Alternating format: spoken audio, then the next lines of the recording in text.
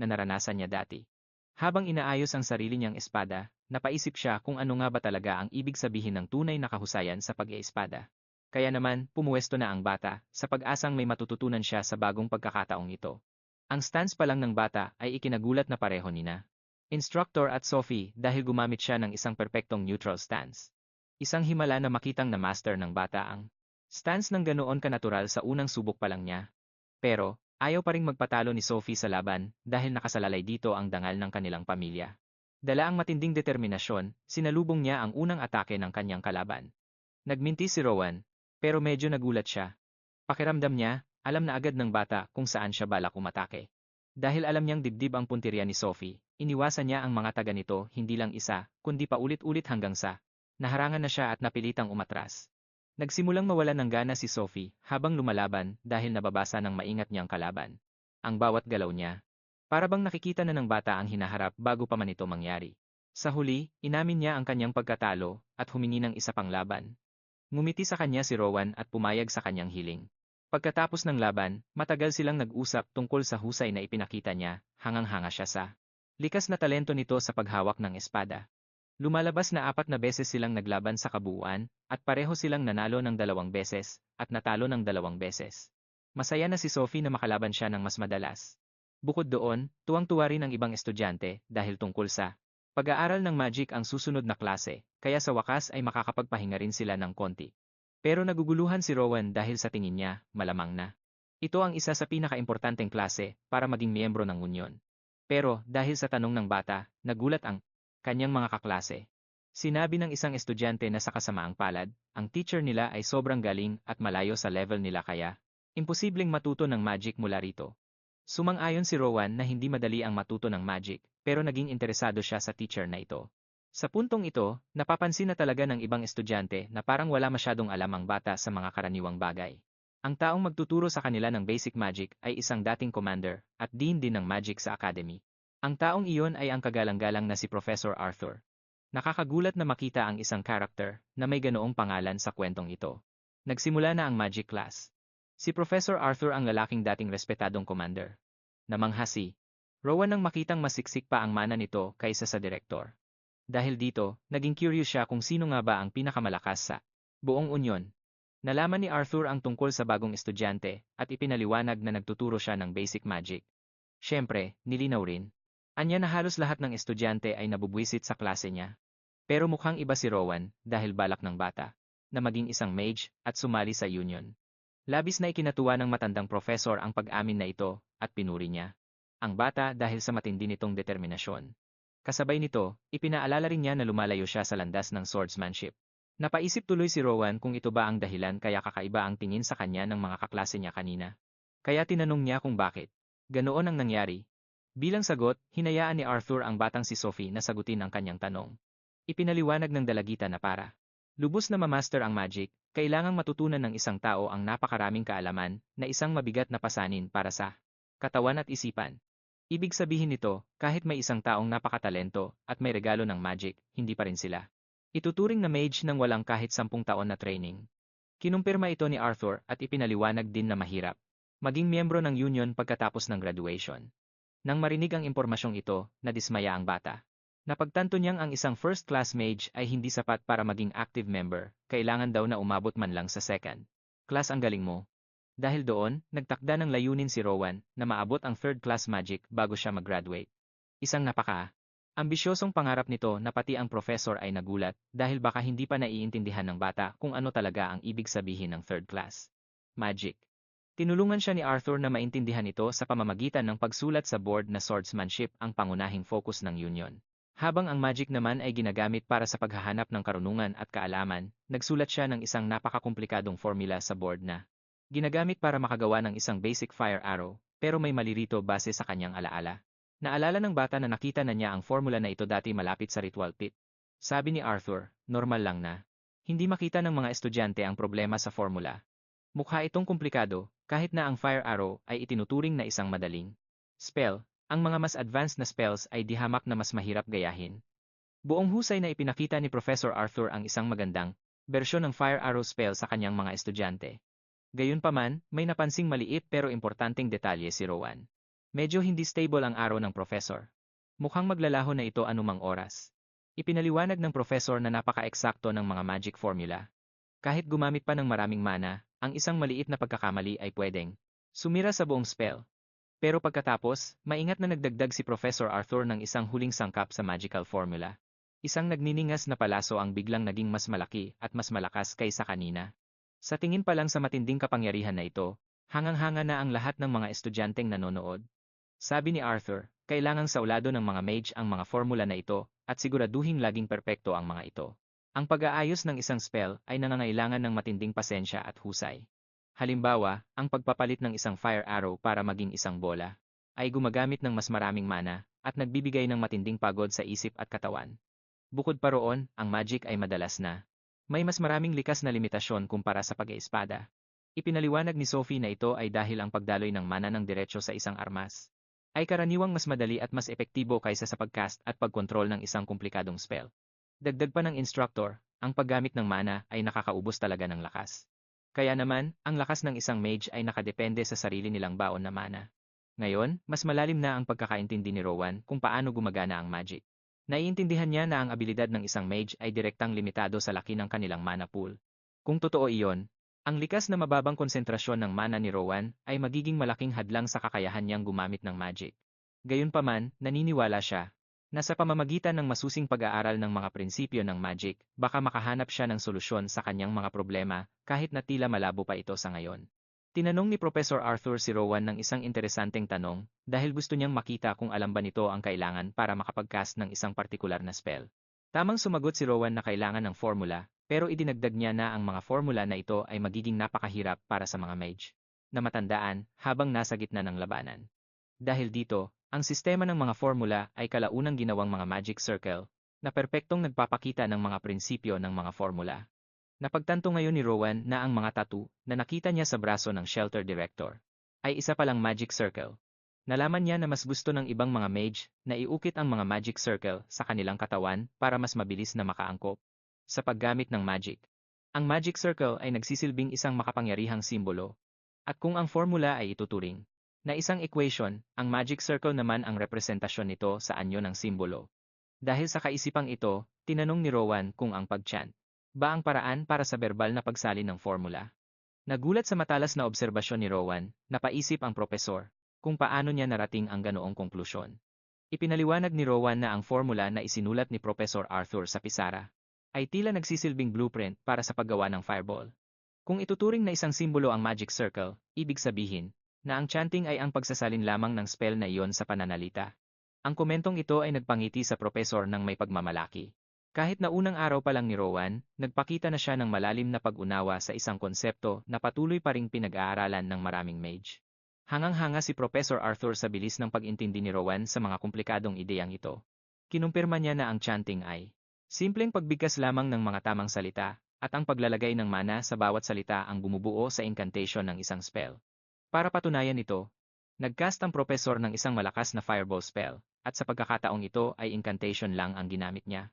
Ipinaliwanag din niya na ang mga bagay tulad ng bilis at tono ay nakakaapekto sa spell, pati na rin ang emosyon ng nagkakast, kaya katulad din ito ng isang recitation. Pero, wala pang recitation. Sa buong buhay ni Rowan ang mas nakabighani sa kanya kaysa sa isang ito. Nag-aalala naman ang propesor na baka natakot niya si Rowan dahil sa pagpapaliwanag ng mga komplikadong detalye ng magic. Inisip niya kung gusto pa rin ba ni Rowan na abutin ang kanyang malaking pangarap. Nakakagulat, mas naging interesado pa si Rowan ngayon. Natuwa rito ang propesor at nagpa siya ng simulan ng klase sa pagtuturo ng mga sinaunang wika. Nakatanggap ang bawat estudyante ng libro para i-decode ang wika, at ngayon pa lang ay kinatatakutan na nila ang mahirap na gawain. Sa pagtatapos ng mahirap na klase, pagod na pagod si Sophie dahil sa dami ng bagong homework. Pinagsisisihan na niya ang pag-enroll sa napakaraming magkakaibang klase ngayong semester. Samantala, tila hindi man lang tinatablan ng pagod si Rowan. Pinuno niya ang buong schedule niya ng mga klase, kaya wala na siyang oras para magpahinga. Ang kuryosidad niya ay masyadong matindi na kahit si Sophie ay naiirita na rin. Gayunpaman, nalaman ni Sophie na ang roommate ni Rowan ay si Lucas, isang pangalan na mukhang hindi naman niya kilala. Nagpaalam na si Sophie sa kanya at umalis na para sa gabing iyon. Pagbalik sa loob ng kanyang dorm, puspusan na agad ang pag-aaral ni Rowan. Sinusubukan niyang intindihin ang spell base sa formula dahil wala siyang Sapat na baon na mana para gumamit ng malakas na magic sa karaniwang paraan, kailangan niya ng bagong diskarte. Inisip niya kung dapat ba siyang sumubok na gumawa ng bagong uri ng magic na mas bagay sa kanyang sariling pambihirang abilidad. Sa laki ng kanyang gulat, nagtagumpay siyang makagawa ng isang tunay at gumaganang spell. Isa itong kamanghamanghang tagumpay, pero may kasama itong isang malaking kapalit. Kahit na matagumpay niyang nakast ang spell, ang naging epekto nito sa kanyang katawan ay napakabigat. Sa huli, naging sanhi ito para mawalan siya ng tuluyan ng malay. Nang bumalik si Lucas sa kanilang kwarto, nagulat siya nang madatnan ang walang malay na si Rowan na nakahiga sa sahig. Naiwan siyang nagtataka kung ano na bang nangyari sa kanya. Habang walang malay, nagsimulang makarinig si Rowan ng isang napakapamilyar na boses na tumatawag sa kanya. Ito ay ang boses ni Shiana. Napakiramdam ay masyado siyang nabigatan pati ng iba pa niyang mga guro sa pag-aakalang siya ay pambihira. Nag-aalala siya kung ang matataas nilang ekspektasyon ay nagtulak sa kanya ng sobra lampas sa kanyang kasalukuyang limitasyon. Si Sienna, na naramdamang masyado nilang nabigatan si Rowan, iniisip na pambihira ito at kaya nito ang lahat. Masyadong mabigat ang pinapasan niya para sa kanyang edad. Sa wakas, dahan-dahang idinilat ni Rowan ang kanyang mga mata at nakita si Lucas na nakatingin sa kanya. Sobrang nakahinga ng maluwag at natuwa si Lucas nang makitang ayos na siya. Napakabait na tao ni Lucas at talagang nagmamalasakit siya kay Rowan. Nag-alala siya na baka may masamang nangyari dito. Formal siyang nagpakilala bilang si Lucas Von Parcel. Kinumpirma niya na siya ang bagong roommate ni Rowan. Masaya lang si Lucas na makitang gising na ito matapos himatayin. Nagulat si Rowan nang malaman niyang nawalan siya ng malay, pero tila wala naman itong seryosong epekto. Gayunpaman, hindi maintindihan ni Rowan kung bakit ganoon na lang katindi ang pag-aalala ni Lucas sa kanya. Lumalabas na espesyal na inutusan si Lucas ng kanyang ama na bantayan si Rowan, isang revelasyong talagang nakakaintriga. Ibinunyag ni Lucas na ang tatay niya ay ang bisekapitan na si Oscar. Umaasa talaga siya na maganda ang sasabihin ni Rowan tungkol sa kanya. Dahil sa pagiging palakaibigan nito, naramdaman ni Rowan na mapagkakatiwalaan niya si Lucas. Madali ring mapagkamalang mas matanda si Lucas kaysa sa tunay niyang edad. Mukha siyang upperclassman dahil sa tangkad niya, pero sa totoo lang, kaklase lang siya ni Rowan. Mas matanda siya ng 2 taon kay Rowan. Hindi ito dahil huli na siyang pumasok, kundi dahil bumagsak siya sa attendance. 2 beses na siyang bumagsak noon, at mukhang eksperto na siya sa pagbagsak. Bukod pa roon, hindi rin siya yung tipo ng tao na mahilig mag-aral. Sobrang kuryoso siya kung nahimatay ba si Rowan habang nag-eensayo ng magic, na mukhang posible naman dahil sa gulo ng kwarto nila. Totoo namang sinusubukan ni Rowan na gumamit ng fireball, pero ang lahat ng nangyari pagkatapos niyon ay hindi na niya maalala. At saka, medyo bihasa sa espada ang roommate niya at nanghihinayang ito na hindi nakatutok si Rowan sa sarili niyang talento. Sinusundan lang ni Lucas ang mga yapak ng kanyang ama. Bukod dito, may isa pang napansin si Rowan na nakakaintriga. Kahit na mas matanda si Lucas ng 2 taon, mas malakas at mas siksik ang taglay niyang mana signature. Mas matindi ang kanyang mana kumpara sa ibang mga estudyante. Kahanga-hanga rin ang kanyang pangangatawan. Sa isang banda, hangang-hanga sa kanya si Rowan dahil sa lahat ng paghihirap at dedikasyon na ibinubuhos niya sa pagsasanay. Medyo nalulungkot si Rowan na napag-iwanan na siya. Gusto niyang pumasok sa klase kahit nakadarating lang niya mula sa pagkakahimatay. Nagawa siyang kumbinsihin ni Lucas na lumiban muna sa klase ngayong araw para makalanghap ng sariwang hangin at makakain. Sa huli, pumayag din si Rowan at pabiro niyang sinabi na ang ganitong ugali siguro ang dahilan kung bakit 2 beses nang bumagsak si Lucas. Nagbiro pa siya na gagawa ng dahilan si Lucas para lang hindi pumasok sa klase. Pagkatapos ay naghanap na sila ng makakainan. Pinilit ni Lucas si Rowan na kumain ng marami para bumalik ang kanyang lakas. Pero nakakapagtaka, biglang nakaramdam si Rowan ng mana. Nakaramdam siya ng mahinang bakas ng mana na nanggagaling sa malapit. Iginiit niya na dapat nila itong tingnan, at pumayag naman si Lucas. Kaya naman, lumakad ang dalawa para galugarin ang kalapit na magic shop. Karamihan sa mga gamit doon ay puno ng mana. Habang nangyayari iyon, abala naman ang anak ng bisekapitan sa walang tigil na pagbahing dahil sa kapal ng alikabok. Sa sandaling iyon, may naalala si Rowan. Bigla siyang tinamaan ng isang mapait na katotohanan. Butas ang bulsa niya at wala siyang kahit 5 na pwedeng gastusin. Nang hinayang siya na hindi siya nakapagtago ng pera mula sa shelter. Pero biglang nag-alok si Lucas na ililibre siya nito. Nangako siyang ibibili si Rowan ng kahit anong kailangan nito dahil bahagi na rin daw ito ng pakiusap ng kanyang ama. Pinatunayan ni Lucas na isa siyang tunay na kaibigan, pero nakakatawa ang pagkapilyo ni Rowan dahil hiningi niya kay Lucas na bilhin ang lahat. Nagpakita si Lucas ng ilang pirasong barya na halatang hindi sapat para makabili ng maraming gamit. Pero sapat na siguro iyon para makabili sila ng kahit isang piraso. Nagsimulang mag-ikot si Rowan sa shop ng mas masinsinan.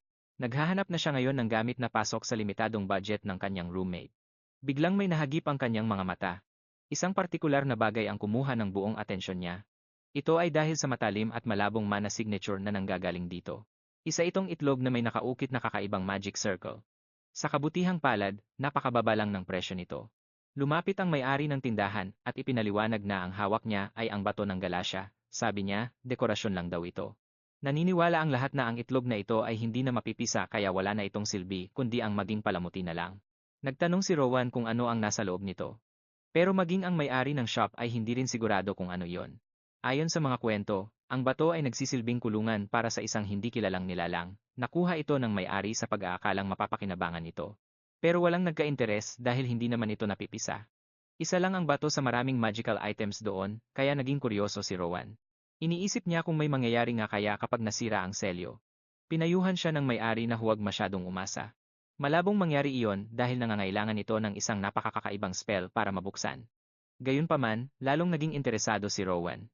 Sa itsura pa lang nito, masasabi niyang ang magic circle ay nasa expert level na at 12 beses na mas komplikado kaysa sa fireball. Ibinaling ang atensyon sa kanyang kaibigan, nakiusap si Rowan kay Lucas na tulungan siyang bilhin ang itlog na iyon. Tingin ni Lucas, mas ayos to kaysa sa nakakaantok na libro, sabay biro na pwede rin daw tong gamiting pambasag ng bungo. Sa huli, nagpasya si Rowan na bilhin ang bato, at masayang lumabas ng tindahan bitbit ang bago niyang mahiwagang gamit. Gabi na, pero gusto ni Lucas na magtapos ng maganda ang araw nila ng pag-absent sa klase. Kaya naman, iminungkahi niyang pumunta sila. At bisitahin ang pinakakamanghamanghang lugar sa buong Union. Pagdating nila sa napakaringal na clock tower, talagang namangha si Rowan. Wala siyang masabi sa ganda nito. Ang clock tower na ito ang nagsisilbing pangunahing himpilan ng gobernador at ng commander. Naaalala ni Lucas na isang beses pa lang niyang nakita ang dating commander noong bata pa siya. Dahil sa kuryosidad, nagtanong si Rowan. Ng iba pang detalye. Nalaman niyang nakasuot ang lalaki ng isang napakagarbong puting suit. Pero bukod doon, wala na siyang ibang matandaan. Mahirap na itong ilarawan, ang pinakaangkop na paglalarawan sa commander ay parang isang puting sisne, habang ang mga tauhan niya naman ay parang mga itim na uwak. Isang detalye na naman ito na hindi alam ni Rowan. Alam niyang may mga ranggo, pero hanggang doon lang yon. Kahit ang isang eksperto na nasa ikapitong ranggo sa mga kapitan ay sapat na ang lakas para protektahan ang isang buong lungsod ng mag-isa. Paano pa kaya ang commander, ang pinuno nila? Isang lalaking napakalakas. Na kaya niyang hamunin ang isang buong bansa ng mag-isa lang. Iyan ang tunay na kahulugan ng kapangyarihan, at syempre, nariyan din ang gobernador. Na siya namang pinakamataas na autoridad sa buong kontinente, at ang ranggo niya ay katumbas na ng isang hari. Mula sa kinatatayuan niya, napaisip si Rowan sa mahabang lalakbay niya para maabot ang antas ng mga dakilang taong ito. Mayroon siyang matinding ambisyon na makatayo sa tabi ng mga figure na ito balang araw. Nanatili sina Rowan at Lucas sa itinuturing na pinakakamanghamanghang lugar sa Union hanggang sa lumubog ang araw at lumabas ang mga bituin. Nabighani ang binata sa tanawin ng Watchtower at sa nakakalula nitong taas. Makikita ito mula sa halos lahat ng panig ng Union, at ang ilang bahagi nito ay tanaw din mula sa Academy. Dahil sa kuryosidad, tinanong niya kay Lucas kung para saan ang mga pulang kamay ng orasan. Gusto niyang malaman kung paano basahin ang nakasulat sa mukha ng orasan. Napakamot naman ng ulo si Lucas at pinasingkit ang kaniyang mga mata, na parang nag-iisip ng malalim. Sinubukan niyang alalahanin, hanggang sa wakas, naalala rin niya na ang mga karakter sa panlabas na pulang bahagi ng orasan ay nagpapakita ng kasalukuyang taon. Nang lapitan niya, nakita ni Rowan na ang mga simbolo ay mula sa mga sinaunang wika. Sumuko rin si Lucas at inamin na hindi niya kailanman natutunang basahin ang ganitong uri ng orasan. Pinag-aralan ni Rowan ang mga pahiwatig at nabasa ang taong 262 sa Watchtower. Mukhang tama naman ito. Dahil kasalukuyan silang nasa taon ng kaharian na 262. Gamit ang kaniyang unang hinala, binasa ni Rowan ang iba pang dial. Ang oras ay 7:20 ng gabi, noong ika-14 ng Hunyo, 262, sandali lang itong pinag-isipan ni Rowan. Pero si Lucas na dito na lumaki, ay hindi man lang nag-abalang alamin kung paano basahin ang orasan. Ang dahilan kung bakit sobrang bighani ang batang henyo. Sa tower ay dahil nakita na niya ito noon sa isang madilim na pangitain. Sa ilusyong galing sa puno, ipinakita ang clock tower bilang sentro ng pagkawasak. Sa kaniyang pangitain, nakaturo ang orasan sa ika-14 ng Hunyo, 272. Tamang-tama, 10 taon mula ngayon. Pagkatapos tumambay ng sandali, nagpa siya ang dalawang mag-roommate na. Oras na para bumalik sa kanilang dorm. Nang masiguro niyang ligtas na si Rowan, kinuha ni Lucas ang kaniyang kahoy na espada at lumabas ng pinto. Maaaring lumiliban siya sa klase, pero hinding-hindi siya nagpapalya sa training, kapag lumiban siya kahit isang araw lang sa kaniyang pisikal. Napagsasanay, pakiramdam niya ay bumabagal at nanghihina ang kaniyang katawan. Kaya naman, naiwang mag-isa ang batang henyo para pag-isipan ang kaniyang magulong kaisipan. Ang pangitain ng katapusan na ipinakita sa kaniya ng mahiwagang puno ay napakahirap balewalain. May malaking posibilidad na hindi lang iyon isang simpleng ilusyon. Maaaring isa itong panaginip na nagpapakita ng hinaharap o isang babala. Kung ganoon nga, kailangan niyang subukang baguhin ang tadhana para makapag-isip ng maayos. Ipinikit ni Rowan ang kaniyang mga mata at pumasok sa kaniyang mind palace. Una, kailangan niyang kalapin ang lahat ng impormasyong kaya niya mula sa mga alaalang nakaimbak sa kaniyang isipan. Gamit ang kaniyang pambihirang galing sa pag-alala, muli niyang sinuri ang mga imahe ng clock tower na nakita niya kanina. Paisa-isa, binuo niyang muli ang bawat maliit na detalye nang walang labis at walang kulang. Nang makuha na niya ang lahat ng datos na kailangan niya, tumuloy na siya sa susunod na hakbang. Sinimulan niyang punan ang mga puwang sa kaniyang alaala. Ayon sa tamang pagkakasunod-sunod, tinukoy ni Rowan ang mga partikular na bagay na lumitaw noon na siyang magiging sanhi ng kamatayan sa posibleng kinabukasan na nasaksihan niya. Ang mga gusali, ang kanilang mga bubong, at mga istruktura lahat ay sinuri niya. Naalala niyang makakita ng bangkay ng isang taong namatay dahil sa bumagsak na bubong. Ang batang henyo ay masusing pinagtabi ang alam niyang realidad at ang kaniyang madilim na pangitain. Maingat niyang pinag-ugnay-ugnay ang mga nangyayari. Sa bawat eksena, nang matapos niyang salain ang lahat hanggang sa pinakaimportanteng detalye, nagpatuloy siya. Kinuha niya ang alaala ng talagang nakakapanghilakbot na ilusyon na naranasan niya noon. Muli niyang binuo ang eksenang. Ibinahagi ito sa kanya ng mahiwagang puno at pinalinaw ang mga bahaging kailangan ng mas maraming detalye. Saglit siyang nag-atubili dahil ayaw na niyang maulit pa sa isip niya ang malungkot na eksenang iyon. Naisip niya ang nakapanginilabot na pangitain iyon. Ngayon, mas marami na siyang naalala. Ang mga bangkay sa lupa ay kamukha ng mga kaibigang bago pa lang niyang nakikilala. Naroon sina Sophie, Lucas, at Sienna, lahat sila ay wala ng buhay at tila mas matanda ng kaunti. Iyon ang klase ng kinabukasan na ayaw niyang kahantungan. Doon niya napagtanto kung gaano siya kahina ngayon at kung gaano siya kalaking bigo sa hinaharap. Sa ngayon, gusto niyang malaman kung anong ranggo ang naabot niya. Sa lahat ng nagkadurog-durog na bahagi ng pangitain, isa lang sa mga ito ang may imahe ng kanyang sarili sa hinaharap. Matapos halughugin ang napakaraming impormasyong nakaimbak sa kanyang isipan, nahanap din niya ito. Sa wakas, nahanap din niya ang nag-iisang eksenang nagpapakita sa kanyang sarili sa hinaharap. Sa normal na anggulo ng pangitain, hindi makita ang badge ng ranggo niya. Ayaw sumuko, gumamit ang mapanuring isip ni Rowan ng isang paraan para mabago ang anggulo ng alaala. Kinailangan niyang mas lumubog ng malalim sa ibinahaging pangitain ng nasusunog na unyon para magawa ito. Matapos makumpirmang maayos ang lahat ng detalye sa pangitain, tumuloy na siya. Ibinaling ni Rowan ang buong atensyon niya sa imahe ng kanyang magiging sarili.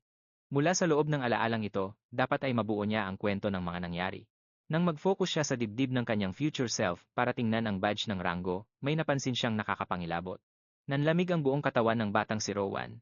Mahirap makita sa una, pero ang kanyang future self ay duguan at tila bugbog sarado. Sa pwesto kung nasaan dapat ang kanyang badge, isang malaking sugat ang bumulaga sa kanyang dibdib kung saan kitang-kita na ang loob ng kanyang katawan. Mukhang hindi lang ang mga kaibigan niya ang sasapit sa malupit na tadhana. Si Rowan mismo ay nakatakdang mamatay sa isang karumal-dumal na paraan. Matapos pilitin ang sariling dumaan sa traumatikong prosesong iyon, binawi na niya ang kanyang malay mula sa pangitain. Bumalik ang batang si Rowan mula sa bangungot na pangitain. Dahan-dahan niyang imulat ang kanyang mga mata at naupong mag-isa roon. Nanatili siyang tulala kasama ang kanyang nakakabagabag na iniisip at nagtanong kung isa ba itong babala mula sa puno. Ang pagbagsak ng unyon ay nangangahulugan ng kamatayan ng kaharian at ng buong kontinente. Iyon na ang magiging katapusan ng mundo. Ibig sabihin nito ay ang tuluyang pagkaubos ng sangkatauhan. Sa pagkakaalam niya, ang puno ay likha ng itim na mahika. Gawa ito sa mana ng tao na hinubog mula sa mga inialay na biktima na nasa pagitan ng buhay at kamatayan. Bukod sa lahat ng mga nakakatakot na eksena, may isang misteryosong figurang naka-hood din ang naroon sa pangitain. Siguro ang taong iyon ang may hawak ng susi para maunawaan ang buong kwento. Gayunpaman, may pagdududa pa rin si Rowan kung totoo ba talaga ang nakitang ilusyon. Pero para masigurong hindi mangyayari ang mga nakitang eksena, kailangan niyang gumawa ng ibang bukas gamit ang mga impormasyong nalaman niya. Ang pinakamabisang paraan para magawa ito ay ang simulan ang pagbabago sa kanyang sarili, lalo na't mukhang madilim ang kanyang kinabukasan. Dahil malabong malaman ang ranggo niya, napansin niyang suot niya ang itim na suit ng unyon, kaya baka ang hindi pagsali rito ang makapagpabago sa kasaysayan. Siguro ay pwede siyang kumuha ng opisyal na posisyon sa Management Bureau na lang dahil pula ang suot nilang suit. O kaya naman, pwedeng gawin niya ang hindi pa nagagawa ng iba at puntiryahin ang puting suit na tanging commander lang ang nagsusuot at makuha ito sa loob ng 10 taon. Kinabukasan, naghanda na ang mga magkakakwarto para sa kanilang pag-aaral matapos lumiban sa klase. Ipinaalala ni Lucas kay Rowan na pinapapunta siya ni Professor Daphne sa faculty office bago mag-umpisa ang klase. Matapos ihatid ang mensahe sa bago niyang kasama sa kwarto, masayang tumuloy si Lucas papuntang campus ng mag-isa. Nagtaka si Rowan kung bakit siya gustong makausap ni Professor Daphne ng personal. Matapos magsuot ng uniforme, dumiretso na siya sa opisina. Doon, magalang na tinanong ni Daphne ang lagay niya matapos ang nangyaring aberya sa kanyang kalusugan kahapon. Nabalitaan ni Rowan kay Lucas na ginawang medical leave ng mabait na propesor ang nangyari sa kanya para hindi ito maging problema. Nag-aalala si Professor Daphne na baka masyadong maraming elective classes ang kinuha ni Rowan at nahihirapan na siya sa dami ng gawain.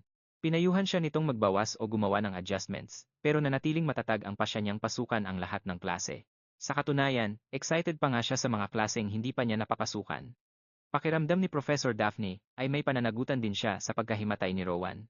Pero siniguro ng masayahing binata sa kanya na hindi na muling mangyayari ang ganoong insidente.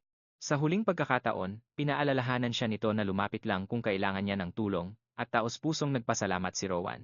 Matapos ang kanilang pag-uusap, tumuloy na ang binata sa kanyang unang klase. Sa mga araw na ito, kasing natural na ng kanyang paghinga ang pag-iensayo ng mana cultivation, kaya hindi na ito kumakain ng masyadong maraming oras. Higit sa lahat, nakahanap na siya ng bagong layunin. Gusto niyang gabayan ang mga kaibigan niya para lumakas silang kasabay niya. Pagkapasok ni Rowan sa silid, agad na napalingon sa kanya ang lahat ng kaklase niya nang may pag-aalala. Nabalitaan nilang lahat ang nangyari sa kanya at nag-alalang baka may masamang nangyari. Na-appreciate naman ni Rowan ang pagmamalasakit nila. Lagi siyang nasa isip nila, kaya lalong tumibay ang loob niyang pabilisin ang paglakas nila. Kung matutulungan niya silang maabot ang rurok ng kapangyarihan, baka sakaling mabuhay silang lahat. Kaya nakuha ni Rowan ang atensyon ng lahat dahil may hihingin siyang pabor sa buong klase. Una niyang kinausap sina Isidore, Marisa, Leon, at ang iba pang estudyanteng nakapokus sa mahika. Wala kasing hilig ang mga ito sa pag-aaral ng espada. Pagkatapos, tinawag naman niya si Flora. Tinawag din niya si Sebastian, at ang iba pang kumukuha ng swordsmanship gaya ni Lucas. Kailanman ay hindi pa nakatapak ang mga estudyanteng ito sa kahit isang magic lecture sa buong buhay nila. Naantig ang lahat ng estudyante dahil tanda ng sumisikat na bituin ng akademya ang mga pangalan nila. Hindi naman mahalagang kabisaduhin ang mga extra na to. Tinanong ni Sophie si Rowan kung bakit niya ito ginagawa. Ipinaliwanag ni Rowan na gusto niyang sumama ang lahat sa kanya sa pagkuha ng 2 kurso. Sa totoo lang, nag-aalala rin siya na baka masyado na itong mabigat para sa kanila. Pero dahil sa kakaibang karisma niya, nakuha na niya ang loob ng mga babaeng estudyante. Kahit ano pa ang hilingin niya sa puntong ito, gagawin nila ng buong puso. Pero ang mga lalaki, medyo nag-aalinlangan pa sa pagdagdag ng gagawin sa schedule nila. Naintindihan ni Rowan ang pag-aalinlangan nila, pero hiling lang niya ay kahit kaunting pagbabago sa pananaw nila. Sa halip na puro salita lang, naisip niyang mas epektibo kung ipakikita niya mismo sa kanila ang dahilan. Humarap siya sa roommate niyang si Lucas, ang huling tao na aasahan mong makikita sa isang magic lecture. Nakiusap siya kay Lucas na subukan ang basic magic studies, kahit isang araw lang, dahil sa tapat niyang hangarin, napapayag niya ito. Napahinuhod ni Rowan ang mga kaklase niya, ang hirap kasing tumanggi kapag kaharap mo na siya.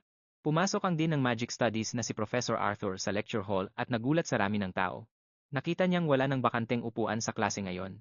Nakabalita na rin siya tungkol dito. Nabalitaan niya kung paano hinikayat ni Rowan ang lahat na pumasok sa klase ng mahika ngayong araw. Sa totoo lang, gumanado si Professor Arthur nang makitang punong-puno ang lecture hall. Gusto lang naman ni Rowan na ipakita sa mga kaklase niya na ang mahika ay hindi naman ganoon kalayo sa kanila. Dahil sa positibong pananaw ni Rowan sa mahika, na-curious si Professor Arthur kung hanggang saan na ang alam ng bata. Tinanong niya kung ano ang balak ipakita ni Rowan sa klase. Humingi naman si Rowan ng pahintulot na umakyat sa harap. Gusto niyang tumayo sa teaching platform sandali, malugod naman siyang pinayagan ng propesor.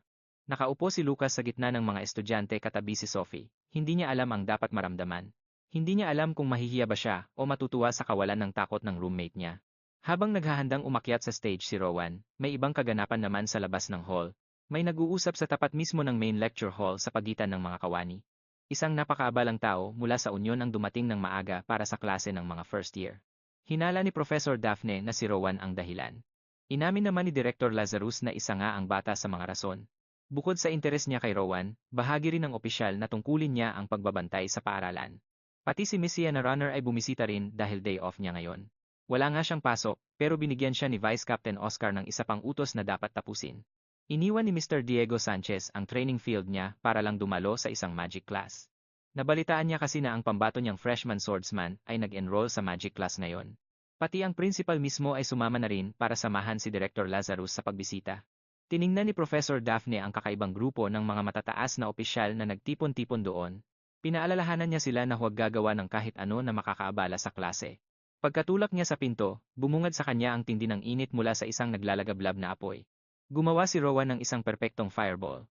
Nakuha niya ang spell na dapat ay pagkalipas pa ng 5 taon bago niya subukan. Manghang-mangha ang lahat ng estudyante sa apoy, kaya hindi na nila napansin ang pagdating ng mga importanteng panauhin. Napatitig ang principal sa fireball. Ngayon lang siya nakakita ng enerhiyang ganoon kapino. Para itong habang pinapanood ang banal na mahika, si Diego Sanchez ay isang sword master, pero kahit siya ay napansin ang kakaibang bigat at perpektong kontrol sa spell na yon. Para kay Director Lazarus, labas na ito sa katuwiran. Totoo naman na hindi dapat sinusubukan ng isang estudyante sa unang taon ang ganoong klaseng mahika. Sa totoo lang, ang fireball spell ay itinuturing na isang simpleng spell lang, pero hindi nito nababawasan ang pagiging kahanga-hanga ni Rowan habang pinapatagal ang fireball sa gitna ng hangin. Ang nakakapagtaka, nanatiling pareho ang laki at init ng apoy nang hindi nagbabago. Malinaw na hindi ito isang ordinaryong fireball lang. Ibang klase ang mahikang ito. Nakita na ni Sienna noon ang pambihirang galing ni Rowan sa pakikiramdam ng mana. Paano ngang isang batang lumaki sa isang magulong shelter ay nagagawa ang ganoon kaganda at komplikadong paggamit ng mahika? Tulalang napatitig si Sienna sa sumasayaw na apoy sa gitna ng siksikang lecture hall. Nung natauhan siya, pinaalalahanan niya ang ibang mga guro tungkol sa nangyaring paghimatay ni Rowan kamakailan lang. Nag-aalala siya na baka hindi pa ito lubusang magaling, kaya hindi niya dapat pinipilit ang sarili sa ganito kahirap na pagpapakitang gilas. Siguro ay oras na para may pumigil at pagsabihan si Rowan na huminto na, pero nag-aalangan ang mga nakatatanda na sumingit. Ayaw nilang putulin ang ganoon kagandang palabas. Sa kabilang banda, patuloy ang pagpapadaloy ni Rowan ng mana sa apoy para manatili itong matatag. Ginagamit niya ang sarili niyang paraan, mas mahalagang tutukan ang pagiging matatag ng mana kaysa sa laki lang ng spell. Isinusugal niya ang panganib na maging unstable ang apoy dahil sa hindi makontrol na daloy ng mana. Pero dahil ang batang henyo na ito ang pinag-uusapan natin, hinding-hindi mangyayari yon. Bukod doon, mas namamangha siya ngayon sa malakas na barrier spell na ginawa ni Professor Arthur para protektahan ang ibang mga estudyante. Nararamdaman ni Rowan na may pagkakahawig ang anyo ng barrier sa madilim at walang hanggang hukay mula sa ritual na nakita niya noon. Mukhang magkatulad sila, pero magkaiba ang layunin. Napapaisip siya kung ano kaya ang mangyayari kung sakaling tumama ang fireball niya sa barrier na yon. Sa halip na sundin ang malilikot niyang isip, pinuri niya si Professor Arthur at tinanong kung ano ang pangalan ng defensive spell nito. Hindi agad nakasagot ang matandang profesor dahil sa gulat. Ang pagpapanatili ng ganoong spell ng matagal ay nangangailangan ng matinding konsentrasyon. Pero ang batang ito, nagagawa pang makipag-usap habang may perpektong kontrol. Bago pa may mangyaring mas matindi, kumilos na si Arthur. Ginamit ni Professor Arthur ang kanyang barrier para palibutan at tuluyang patayin ang malakas na apoy. Sa halip na sumama ang loob, paghanga lang ang naramdaman ni Rowan sa ganoon kaperpektong pagpapakita ng galing. Sa huling kumpas ng din, tuluyang naglaho ang fireball. Napasinghap ang lahat ng nasa loob ng silid. Kanina pa sila pigil hininga sa buong pagtatanghal. Habang nakatingin sa batang henyo, hindi malaman ni Professor Arthur kung ano ang gagawin niya. Hindi niya alam kung dapat ba niyang pagalitan o purihin ang bata dahil sa pagsira nito sa lahat ng nakagawiang patakaran sa mahika. Saktong pagkatapos noon, taas noong umakyat ng entablado si Director Lazarus habang pumapalakpak sa binatilyo. Sinagot ni Lazarus ang tanong niya kanina.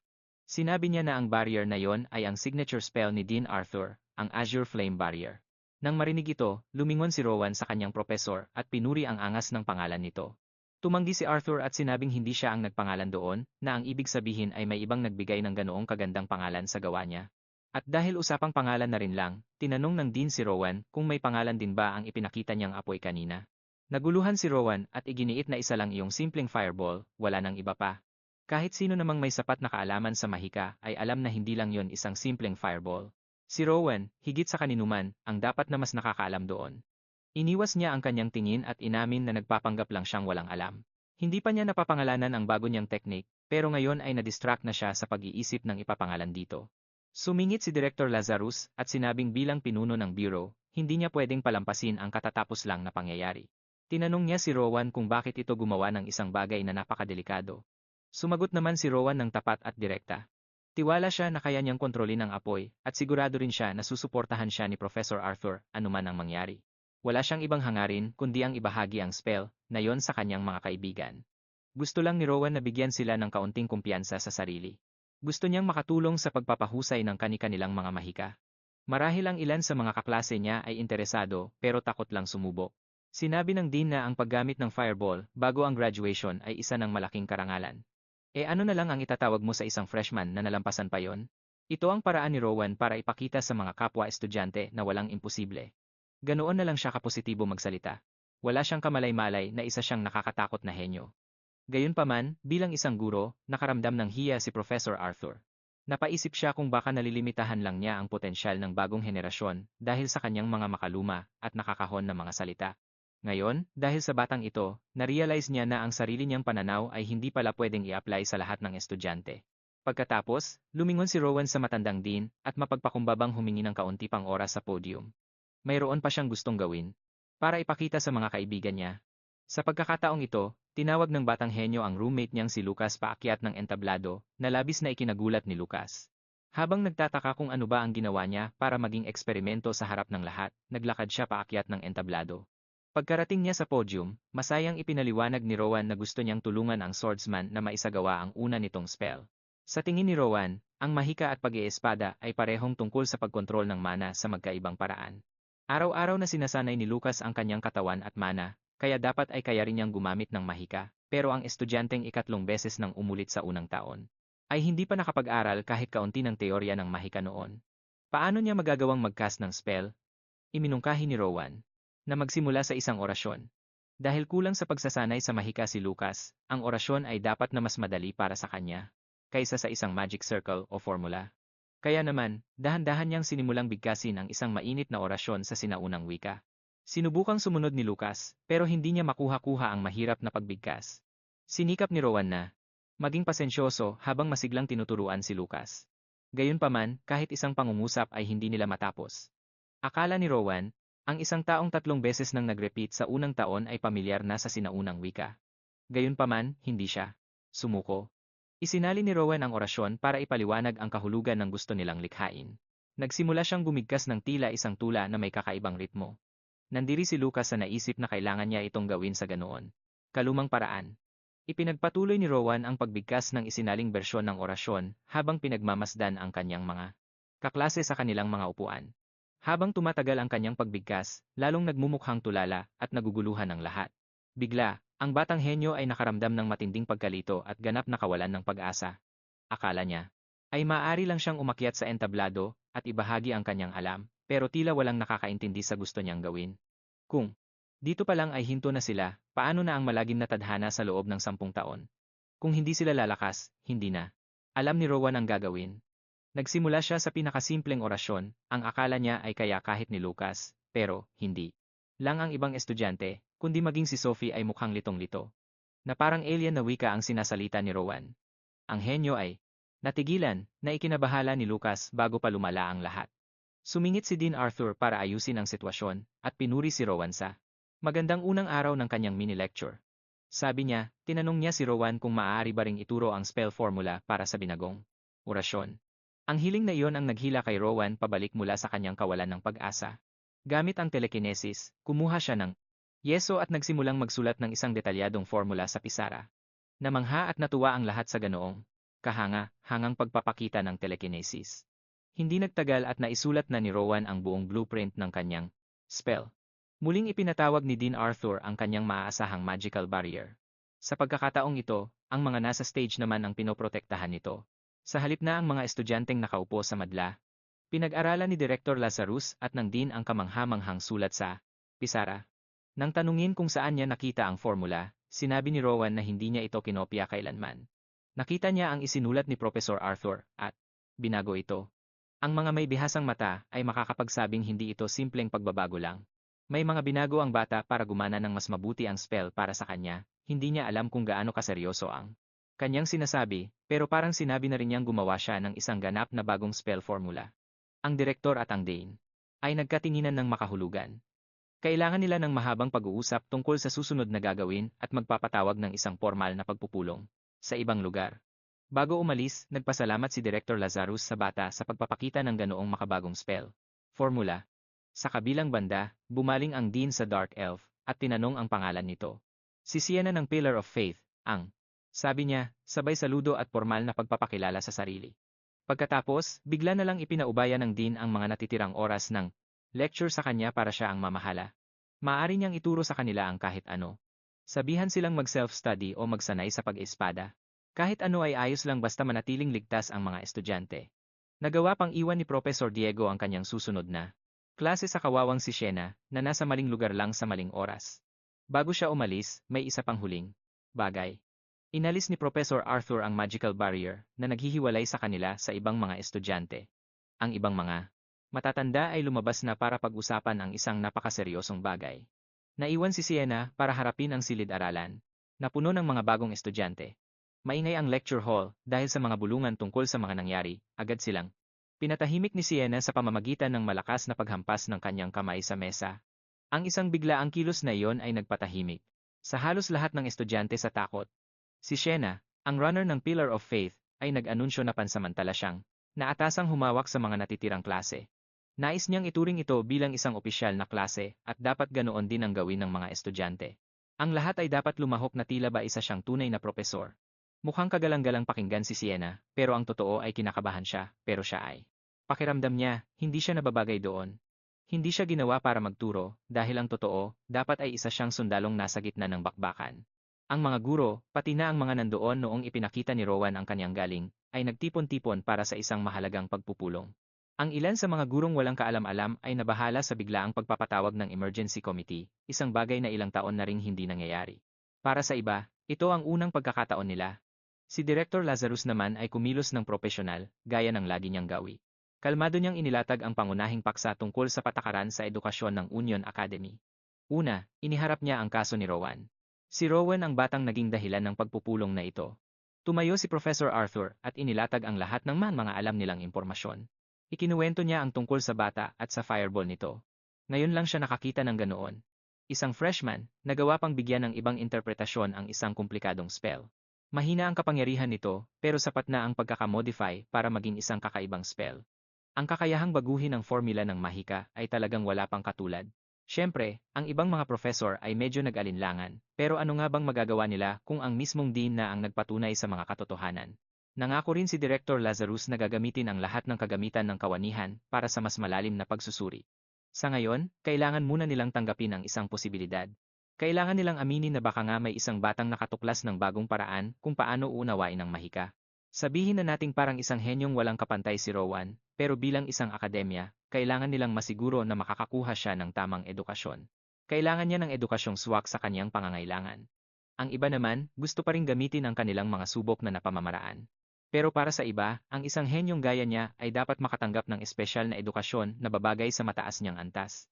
Ang ganitong uri ng edukasyon ay labag sa prinsipyo ng kanilang pampublikong institusyon, pero hindi rin nila kayang mawala ang isang taong gaya niya. Hindi nila pwedeng hayaang masayang siya dahil lang sa maling pag-aalaga. Iminungkahi naman ng isa pang professor na hayaan na siyang sumali sa union ng mas maaga. Agad na tinutulan ng iba ang ideyang iyon, mukhang kailangan ng pagbabago patungo sa mas tamang field education. Kailangan nilang maging masusi, kaya tinanong ng mga professor kung may iba pa bang dapat ipag-alala tungkol sa bata. Natahimik si Dean Arthur habang pinag-iisipan ito. Sa wakas ay nagsalita siya at binanggit ang posibleng problema sa personalidad ng bata. Maaaring may ilang problema si Rowan pagdating sa ugali. Pero sa narinig ng ibang mga professor, mabait at magalang naman ang bata. Hindi naman itinatanggi ng Dean ang mga katangiang iyon, pero natatakot siyang baka kailangang matutunan ni Rowan na mas maging sensitibo sa nararamdaman ng iba. Ang Union ay isang grupong nagpapahalaga sa kakayahan at galing higit sa anuman. Dahil sa talento ni Rowan, siguradong mangingibabaw siya agad. Sa lagay niya ngayon, baka mahirapan ang batang matanggap ng iba. Maaari siyang bumagsak sa huling yugto. Baka bumagsak siya sa admission exam. Ito ay isang simpleng interview lang sa nag-iisang tao na mas nagpapahalaga sa karakter ng isang aplikante. Ang taong iyon ay mas tinitingnan ang pagkatao kaysa sa anuman. Mabilis namang ipinagtanggol ng ilang mga professor si Rowan. Nakikita nilang maganda naman ang hangarin sa likod ng mga ginagawa niya. Hindi lang talaga niya sinasadyang magdulot ng pagkailang dahil sa wala siyang kamalay-malay. Para sa mga estudyante, dapat ay balanse ang antas para sa sabay nilang paglago.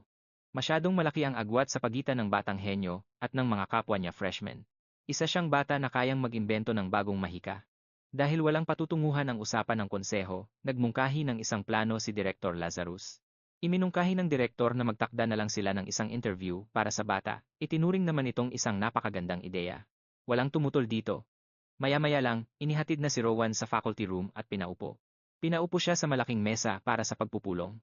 Sinubukan naman ni Professor Daphne ang kaniyang makakaya para mapalagay ang loob ng bata.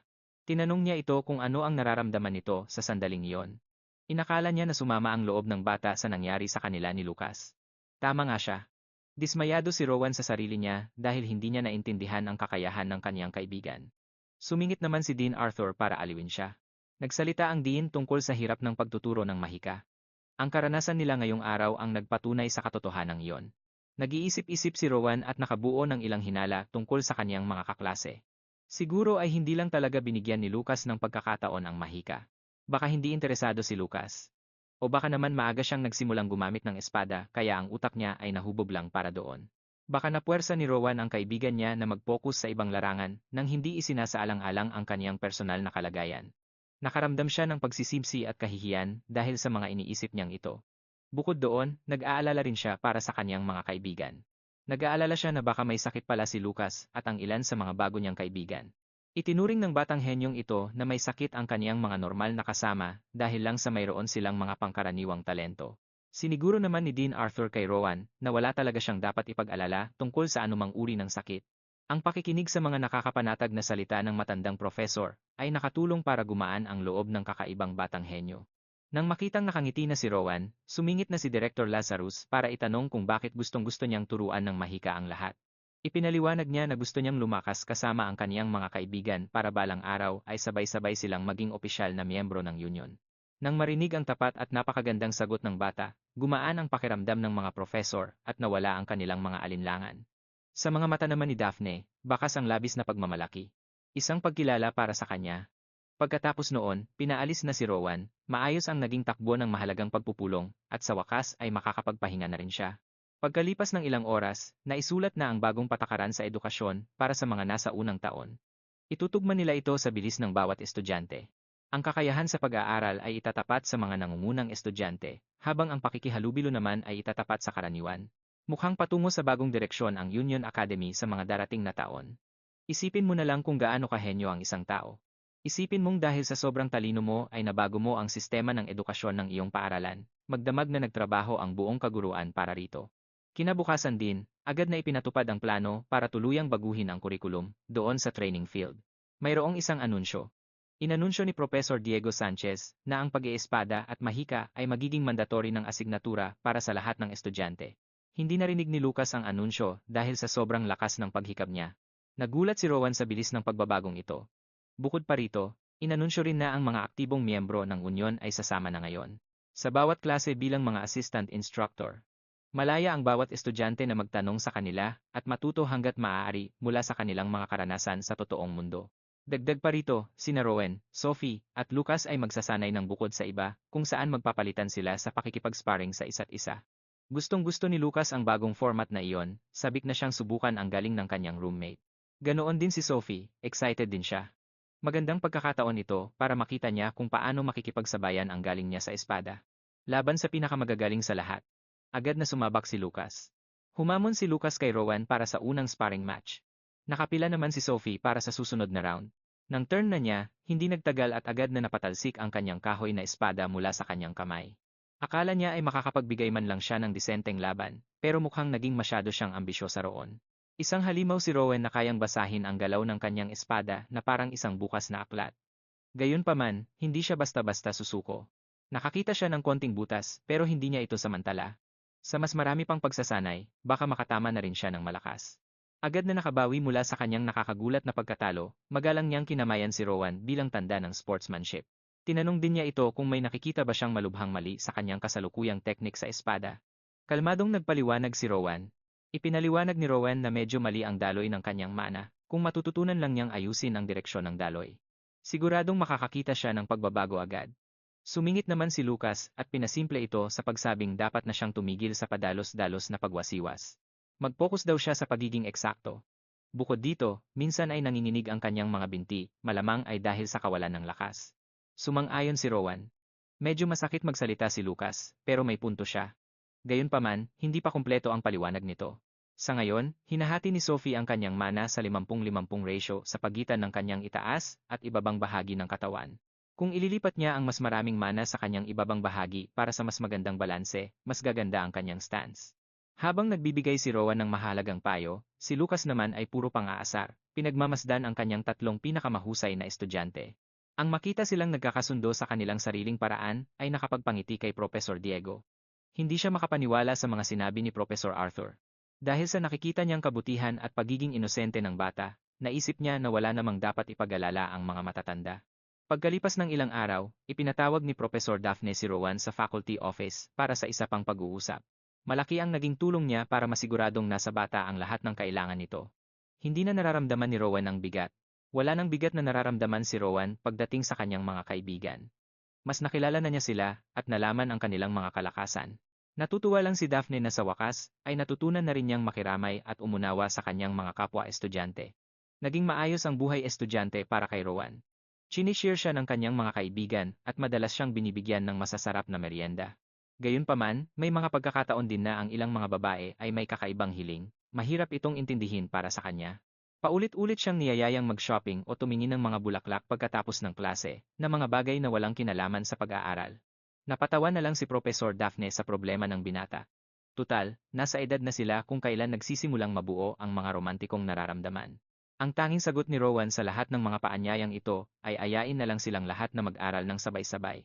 Habang pinag-uusapan ang tungkol sa katapat na kasarian, tinanong ni Daphne kung mayroon bang mga babae na malapit sa loob ni Rowan. Ang unang taong pumasok sa isip niya ay si Sophie. Medyo iba siya kumpara sa ibang mga babae. Napakahusay niyang mag-espada at siya lang ang bukod-tanging unang taon na nakakapaglabas ng apoy. Kamakailan, naging mas malapit siya rito matapos niyang malaman ang personal na sitwasyon ni Sophie. Hindi niya mapigilang maawa at mapalapit sa kawawang bata. Si Sophie ay anak sa labas ng isang tanyag na pamilya ng mga maharlika. Ipinasok siya ng kanyang ama sa union para patatagin ang ugnayang diplomatiko, kaya naman mula pagkabata ay puno na siya ng pressure. Para kay Rowan, si Sophie ay isang mahalagang kaibigan na pakiramdam niya ay marami siyang. Siyempre, nandyan din si Lucas. Madalas magkakasama ang tatlo nilang magkakaibigan. Bilib na bilib si Rowan sa pambihirang lakas ng pangangatawan ng kaibigan niya. Marami rin siyang matututunan sa lalaking yon, kahit na medyo mahina ang ulo nito. Nitong mga nakaraang araw, nakabuo ng teorya si Rowan tungkol sa kanyang roommate. Hula niya, sobrang daming mag-ensayo ni Lucas kaya napuno na ng muscle pati ang utak nito. Ito ang dahilan kung bakit ayaw na ayaw nitong mag-aral.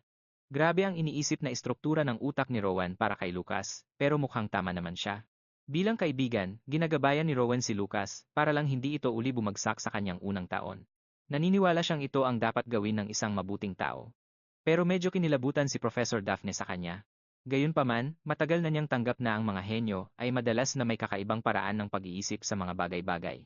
Pagkatapos ng session niya kay Daphne, pumunta siya sa opisina ni Dean Arthur para pag-usapan ang problema sa kanyang pangangatawan. Dahil sa wala siyang katulad na talento, mahirap maawa sa kanya kahit na mababa sa average ang kanyang lakas. Alam niyang mukhang medyo sakim ang dating nito, pero may sariling dahilan si Rowan kung bakit gusto niyang makagamit ng mas malakas pang magic. Well, may ilang paraan para mapalakas ang pangangatawan ng isang tao. Pwede siyang gumamit ng mga espesyal na magic tool para palakasin ang mana. O kaya naman, pwede siyang gumamit ng mga gamit na nagtatago ng malalakas na spell. Maganda ang dalawang opsyon na yan, pero hindi ganoon kadaling makuha ang mga ito. Kung madali lang sana, di sana lahat ay naging mage na. Ang mga magic tool na nabibili sa pera ay pwedeng isang gamit lang, o kaya naman ay hindi maganda ang pagkagawa. Hindi magagamit ang mga yon para sa magic na gustong makuha ni Rowan. Ang isa pang paraan para lumakas ang pangangatawan ay sa pamamagitan ng mga elixir. Nakakatulong ang mga ito para maibalik ang mana, magpagaling ng sakit, palakihin ang mana pool, at palakasin ang buong pangangatawan. Maraming klase, anyo, at laki ang mga ito, at lahat sila ay sobrang bihira makuha. Isang halimbawa nito ay ang Reynolds Fruit. Talagang maiintindihan mo kung bakit ang makapangyarihang gamit na yan ay pinagkakaguluhan sa mga black market. Kahit paswertehin si Rowan at makakuha ng isa, walang kasiguraduhan na magbibigay ito sa kanya ng sapat na lakas. Pero, masyado pang maaga para mawalan siya ng pag-asa dahil bata pa naman siya. Pagkatapos noon, tinanggal ni Dean Arthur ang kanyang kuwintas. Inabot niya ang kuwintas sa paborito niyang estudyante. Sa loob ng locket ay nandoon ang isa sa mga rare na elixir na pagmamay-ari niya. Nakuha niya ang gamot na ito mula sa gobernador bilang gantimpala sa kanyang mga nagawa noon. Siguro ay tadhana na talaga na ibigay niya ito sa pinakamagaling niyang estudyante. Siyempre, nag-aalangan si Rowan na tanggapin ito. Siniguro ng Dean sa kanya na ayos lang yon dahil hindi naman niya ito pwedeng gamitin sa sarili niya. Kahit nag-aalinlangan, tinanggap na rin ni Rowan ang puting gamot. Nag-ipon siya ng lakas ng loob at ininom ang gamot. Nilunok niya ang maliit na bagay nang hindi man lang sumasabay ng tubig. Agad niyang naramdaman ang pagtunaw ng gamot sa loob ng kanyang katawan. Pakiramdam niya ay lumulutang siya sa isang dagat na siya mismo ang gumawa. Habang kumakalat ang elixir sa kanya, kung kailan nararamdaman niyang malapit na siyang magtagumpay, bigla siyang bumalik sa realidad. Nagising siya sa loob ng opisina ng Dean, nakaupo ulit sa upuan. Dahil sa sobrang lungkot na mukha ng bata, naisip ng Dean na baka palpak o walang epekto ang gamot na yon. At kinumpirma ni Rowan na wala nga itong nagawa. Sa totoo lang, hindi naman inaasahan ni Arthur na magiging milagrong gamot ang elixir na yon. Nakakalungkot pa rin na wala talagang nangyaring pagbabago. Inasahan na rin naman ni Rowan na ito ang posibleng mangyari. Sa halip na maghanap ng paraan para baguhin ang kanyang katawan, mas mabuting gamitin na lang niya ang oras niya para baguhin ang konsepto ng magic sa kasalukuyan. Hihiwa-hiwalay niya ang mga magic formula at pag-aaralang mabuti ang pagkontrol sa mana. Gagawa siya ng sarili niyang sangay ng magic na swaktong-swak para sa kanya. Hindi naman nasayang ang pagbisita niyang ito. Kahit paano, makakapag-focus na siya ngayon sa iisang solusyon. 6 na buwan na ang nakalipas mula noong ibinigay ni Professor Arthur ang puting gamot na yon. Huwag kayong mag-alala, malinis ang intensyon niya roon. Ngayon ay isang mahalagang araw. Ngayon ang final exam para sa unang taon ng Magic Studies course. Tumayo si Rowan sa harap ng mga panelist na sina Dean Arthur at Director Lazarus, at tahimik na naglabas ng 2 maliliit na fireball sa kanyang mga kamay. Kitang-kita ang pagkamangha ng 2 nakatatanda sa napakahusay na pagpapakitang gilas ng bata. Pagkatapos ay dinagdagan ni Rowan ang kanyang lakas at pinalaki pa ang mga apoy na hawak niya. Maraming beses na nila itong nakita, pero ang paraan ni Rowan sa direktang pagkontrol ng mana ay laging nakakamangha. Isa itong pambihirang talento. Sa takbong ito, baka magsimula na siyang pagsamahin ang iba't ibang sangay ng magic. Kahit na pinupuri siya ng lahat, nag-aalala pa rin si Rowan. Natatakot siya na baka ang ganoong kahinang magic ay hindi man lang magamit sa Union. Pero tiniyak ni Dean Arthur sa kanya na sapat na ang kanyang pagcast. Sapat na ito para patunayan na ang abilidad niya ay kapantay na ng isang ika-4 na klase ng mage. Walang makakatanggi na kwalipikado na siyang maging isang high-level mage. Dapat na niyang kalimutan ang pag-aalala tungkol sa lakas ng pinsala at mag-focus na lang sa kanyang mga kakayahan. Kailangan lang ituloy ni Rowan ang pagtahak sa kakaibang landas na ginawa niya para sa kanyang sarili. Hinamon siya ng Dean na suriin at gawin ulit ang mga spell hanggang sa ika-4 na klase base sa sarili niyang pagkakaintindi. Para mapadali ito, bibigyan siya ng libreng access sa mga ancient texts sa library. Tungkol sa mga issue sa kanyang katawan, mas mabuting ilihim muna nila ang impormasyong iyon sa ngayon. Dahil silang 3 lang ang nasa loob ng silid, nagpa siya ang dekano at ang direktor na gumawa ng isang sumpa ng mga salamangkero. Naghawak kamay ang 2 nakatatandang salamangkero para simulan ang sumpa. Pagkatapos ay sabay na sabay silang kumanta ng isang kakaibang himno. Walang kamalay-malay sa nangyayari, nakita lang ito ni Rowan bilang 2 matandang gumagawa ng mga kakaibang bagay sa gitna ng kanyang pagsusulit. Isang buong taon na naman ang lumipas mula noong pagsusulit na iyon. Si Rowan at ang kanyang mga kaibigan ay pumasok na sa kanilang 3 taon sa Union Academy. Ngayong araw, ipinatawag ni Professor Diego ang kanyang mga kapwa-guro para sa isang kailangang pulong. Kahit na ang issue ay nasa ilalim ng kanyang sariling pagpapasya, naramdaman niyang kailangan itong ibahagi sa kanyang mga kasamahan. Simula sa puntong ito, hindi na ituturo ng paaralan kay Rowan ang anumang teknik sa paggalaw, sining ng pakikipaglaban, o pag-iispada na may kinalaman sa paggamit ng mana. May halong pag-aalala, ang lahat ng naroon ay kuryoso sa dahilan ng napakabiglaang anunsyong ito. Ipinaliwanag ni Diego ang alam na nilang lahat, may matinding pagnanais si Rowan na sumali sa union. Ngayong nasa 3 taon na siya, mas mabuting iwasan na niya ang mga mapanganib na kurso sa pakikipaglaban. Ang ibig sabihin ni Diego, dapat mag-focus ng husto si Rowan sa mahika higit sa lahat. Iyon ang kailangan at gustong gawin ng bata. Alam ni Decano Arthur na si Rowan ay isang talentong nanaisin mong angkinin para sa sarili mo, pero ang pakawalan ang talentong iyon para sa kanyang kinabukasan ang pinakamabuting magagawa ni Diego. Bagamat hindi madaling desisyon, si Sienna Runner, na naging guro matapos mag-substitute sa mga klase noong nakaraang 1.5 taon, ay nagtanong kay Diego. Tinanong niya ang tungkol sa kasalukuyang pisikal na antas ni Rowan. Sa totoo lang, tantya ni Diego, kailangan lang bunutin ng binata ang kanyang espada. Kailangan lang niyang bunutin ito para makapasa sa unang pagsusulit sa pagpasok sa Union. Ganun siya kagaling, isang pambihirang likas na talento. Medyo kulang pa ang kanyang kabuuang lakas sa pagwasak, pero ang aspetong iyon ay siguradong huhusay din sa paglipas ng panahon. Dahil napag-uusapan na rin ang antas ng lakas, humarap si Daphne sa dekano at tinanong kung gaano nakalakas si Rowan bilang isang salamangkero. Matapos ang sandaling katahimikan habang nag-iisip, sinagot ng dekano ang kanyang tanong. Sinabi lang ni Decano Arthur na wala na siyang maituturo pa. Ipinahayag niya na wala na siyang anumang bagay na posibleng maituro sa batang iyon. Malayo na siya sa anumang antas na kayang hubugin ng isang matandang gaya niya.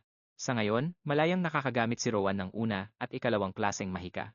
Sinisimulan na rin niyang buuin muli ang mga formula para sa mga ikatlong klaseng spell. Dahil siya ay isang pambihirang bata, madalas niyang ituring ang mga komplikadong formula na parang mga simpleng laruan lang. Isa na siyang halimaw kahit nasa ikatlong taon pa lang. Ngayong nagbibinata na siya at mabilis na lumalaki, hindi na magkamayaw ang mga kabataang babae. Baliw na baliw sila sa Golden Boy na ito.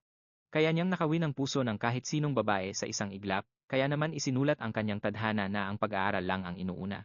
Ang unang lecture sa pag-aaral ng mahika para sa ikatlong taon ay natapos ng walang anumang gulo. Ipinaalala ni Professor Arthur sa lahat ang kanilang mga takdang aralin at pagkatapos ay tinawag si Rowan para kausapin sandali. Gusto niyang manatili ang bata pagkatapos ng klase para masabi niya rito ang tungkol sa paligsahan para sa palitan ng scholarship sa mahika na magaganap sa lalong madaling panahon.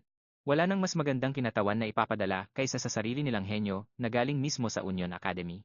Sa totoo lang, hindi pa kailanman narinig ni Rowan ang tungkol sa kaganapang ito kahit 3 taon na siya sa akademya. Dati itong ginaganap paminsan-minsan para sa pagpapalitan ng mga opinyon tungkol sa mahika, pero itinigil ang kaganapang ito maraming taon na ang nakalilipas. Natapos ito noong unti-unti nang humihina ang panahon ng mahika. Ang katotohanang mangyayari itong muli ngayon ay dahil lang sa mismong pag-iral ni Rowan. Labis na nagulat ang binata nang marinig ang dekano na nagsasabi ng ganoon kakatuwang bagay.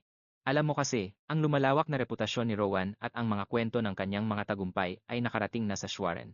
Ang Schwerin ay isang malayang kaharian, ang tanging natitira sa 7 kaharian. Sa gitna nito ay ang Tore ng Mahika, isang institusyon para sa pagpapaunlad ng mga misteryo ng Mahika. Ang master ng Tore ay ang Duke at sila ay sadyang nakabukod sa lahat. Ang Schwerin ang sentro ng mundo ng Mahika. Sa totoo lang, doon din nanggaling si Professor Arthur. Nagsanay siya doon hanggang sa maging isang mataas na antas ng ikatlong klaseng salamangkero bago siya sumali sa Union. Dahil doon siya nanggaling, tiyak na alam niya ang kanilang paraan ng pag-iisip. Inakala niyang ang mga salamangkerong iyon ay pinapakilos ng kuryosidad. Hindi nila sigurado kung gaano karaming impormasyon ang mayroon ang Schwerin, pero alam nila ang ilang detalye. Narinig ng mga panatiko sa mahika ang tungkol sa isang ika-4 na klaseng salamangkero. Bagamat ang terminong iyon ay pinag-uusapan na ng marami, hindi pa rin lubos na komportable si Rowan na tawagin ang sarili niya bilang isang ika-4 na klaseng salamangkero. Anuman ang mangyari, ang kaganapang ito ay parang isang akademikong kumperensya para personal na kumpirmahin ang mga rekord na ito. Mula sa pananaw ng pag-aaral ng mahika, gusto ng Schwerin na makalamang. Malamang na gusto nilang makipagdiskurso sa sikat na Golden Boy ng Union. Sa isang banda, baka nga mas mabuti kung magpasya na lang si Rowan na palampasin ang hamon na ito. Pero kapag nalaman na niya kung ano ang malaking premyo, baka mahirapan na siyang tumanggi. Iaayos ng Union ang schedule at ibibigay ang lahat kapalit ng isang mahalagang elixir. Kahit matapos ang pagkadismaya noong nakaraang taon, ang pang-akit na makakuha ng elixir ay naroon pa rin. Nakakatukso talaga yon. Pero, baka ibig sabihin din ito na nalaman na ng mga taga-Schwerin ang tungkol sa kaniyang kakaibang pangangatawan. Pero tiniyak ng dekano sa kaniya na imposibleng malaman nila yon. Ang isang akademikong debate ay tungkol lang sa pag-intindi ng mga magic formula. Mapupunta ang elixir sa kung sino ang magpapakita ng pinakamagaling na galing. Mananalo si Rowan ng elixir sa pakikipagtalo lang sa iba. Siniguro ng dekano na makukuha niya ang elixir basta't manalo siya para sa Union, may pagkakataon pa siyang makakuha ng malaking premyo. Paano naman siya makakatanggi? Pagkalipas ng ilang araw, dumating na rin ang araw ng dakilang pagpapalitan ng kaalaman sa mahika. Ang panig ng Schwerin ay binubuo ng mga nakabalabal na mage, isang buong batalyon sila. Sa panig naman ng Union, nakatayo si Rowan at ang kaniyang mga propesor. Si Decano Arthur ang namagitan para sa magkabilang panig, at magalang niyang tinanggap ang mga dayuhang bisita. Ang isa sa mga mage na si Bert, ibinaba ang kaniyang hood at tinawag ang matandang propesor na kaniyang nakatatanda. Isipin niyo, isang makapangyarihang mage pero Bert ang pangalan? Samantala, tahimik at maingat na sinusuri ni Rowan ang mga kalaban niya sa kabilang panig. Ang mga pambato ng Schwerin ay medyo mas matanda kaysa sa panig ng Union, at bawat isa sa kanila ay may malakas na mana. Sila ay mga estudyanteng umaasang matuto sa isang kwento ng tagumpay. Nilinaw ng panig ng Union na si Rowan lang ang pambato nila. Pero, nagpadala ang Schwerin ng 3 estudyante na mas matanda pa kay Rowan. Talagang hindi nagbabago ang mga madadamot na mage na yon, gusto pa ring magpasikat ng galing nila. Sa totoo lang, baka mas mabuti pa ang sitwasyong ito para sa Union at para na rin kay Rowan sa katagalan. Nang ipakilala ang nag-iisang kinatawan ng Union Academy, nagkunwari si Bert na sobrang nagulat. Habang abala ang mga matatanda sa pakikipagplastikan pakikipag-usap ng magalang tahimik namang nagmamasid sa isa't isa ang mga kalahok. Ramdam ni Rowan ang matatalim na tingin ng isa sa mga estudyante ng Schwarren na nakapako sa kanya. Kaya bilang tugon, ninitian niya lang ang lalaki ng palakaibigan. Biglang nailang at nataranta, kaya iniwas ng kabilang estudyante ang kanyang tingin. Pagkatapos ng isang maayos na pakikipagkamay, nakatakdang magsimula ang kumperensya sa competition hall ngayong hapon. Pagkalipas ng ilang oras, nagsiupuan na ang mga manonood para saksihan ang intelektual na labanang inihanda ng Unyon. Ang ilang mga junior ay nag-aalala na ang kanilang kuya na si Rowan ay mag-isang haharap sa 3 tao. Natatakot sila na baka masaktan ang kanilang kuya. Pagkatapos ay nagsisigaw ang mga babae ng sobrang lakas, na halos makabasag eardrum na. Si Lucas, na nakaupo sa malapit, ay sumingit sa usapan nila at iginiit na isa lamang itong debate tungkol sa mahika. Hindi naman daw ito labanang hanggang kamatayan. Nangatwiran ang mga babae na ang debate ay pwedeng maging kasing delikado rin ng pisikal na labanan. Paano kung masaktan ang Kuya Rowan nila sa matatalim na salita? Nagulat na lang si Lucas na kilala pala nila siya.